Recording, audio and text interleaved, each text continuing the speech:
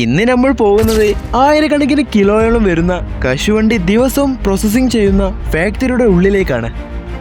ഇവിടെ ഒരു ചെറിയ മിസ്റ്റേക്ക് വന്നാൽ പോലും ക്യാഷ് വേസ്റ്റ് ആയി പോകും. അതായത് കോടികളുടെ നഷ്ടങ്ങൾ വന്നേക്കാം.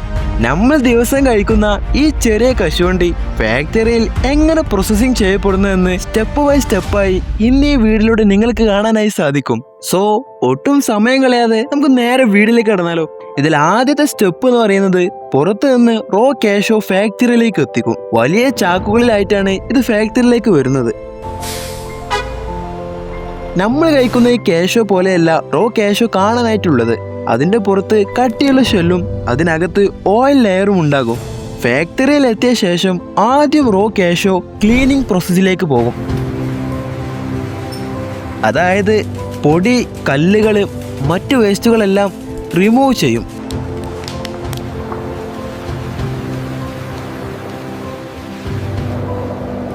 അതിനുശേഷം സ്റ്റീമിംഗ് സെക്ഷനിലേക്ക് മാറ്റും. വലിയ സ്റ്റീം ബോയിലറുകളിൽ ഹൈ ടെമ്പറേച്ചറിൽ ക്യാഷോ ചൂടാക്കും. ഷെല്ല് സോഫ്റ്റ് ആകാനും അകത്തെ കേണൽ ഡാമേജ് ആകാതിരിക്കുവാനുമാണ് ഇങ്ങനെ ചെയ്യുന്നത്. സ്റ്റീം കഴിഞ്ഞ ക്യാഷോ കുറച്ച് സമയം ഡ്രൈ ആക്കാൻ വെക്കും.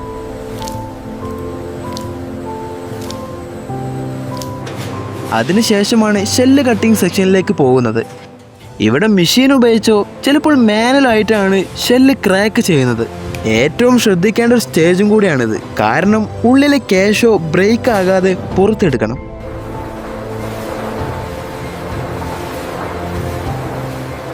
ഫുള്ളായി ലഭിക്കുന്ന ക്യാഷോക്കാണ് ഏറ്റവും കൂടുതൽ വില. ഷെല്ല് റിമൂവ് ചെയ്ത ശേഷം ക്യാഷോന് പുറത്തൊരു ബ്രൗൺ കളറായിട്ടുള്ളൊരു സ്കിന്നുണ്ടാകും.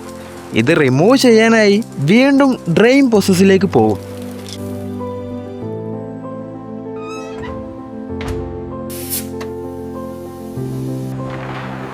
ഹീറ്റ് കൊടുത്തതിന് ശേഷം പീലിംഗ് സെക്ഷനിലേക്ക് മാറ്റും. പീൽ ചെയ്ത ക്യാഷോ പിന്നീട് ഗ്രേഡിംഗ് സെക്ഷനിലേക്ക് പോകും. Size, colour, shape, broken pieces എന്നിവ അനുസരിച്ച് വേർതിരിക്കും.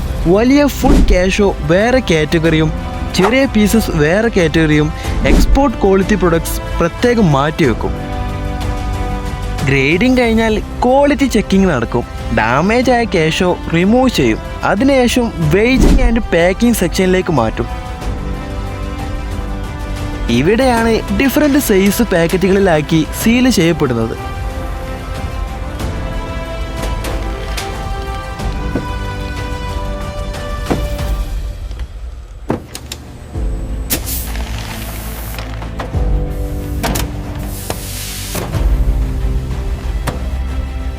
ഫൈനലി ഈ ഒരു പാക്കറ്റ്സ് കാർട്ടൂൺസിലാക്കി ഷോപ്സിലേക്കും സൂപ്പർ മാർക്കറ്റിലേക്കും എക്സ്പോർട്ട് മാർക്കറ്റിലേക്കും അയക്കപ്പെടുന്നു.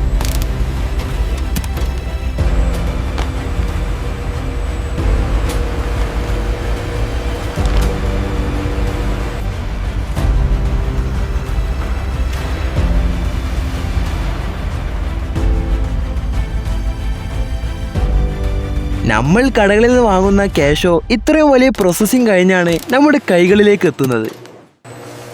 ഈ ഒരു ഫാക്ടറി മേക്കിംഗ് വീഡിയോയെക്കുറിച്ച് നിങ്ങൾക്ക് എന്താണ് പറയാനുള്ളതെന്ന് കമൻറ്റിൽ അറിയിക്കുക. വീഡിയോ ഇഷ്ടമായെങ്കിൽ സപ്പോർട്ട് ചെയ്യാനും മറക്കണ്ട.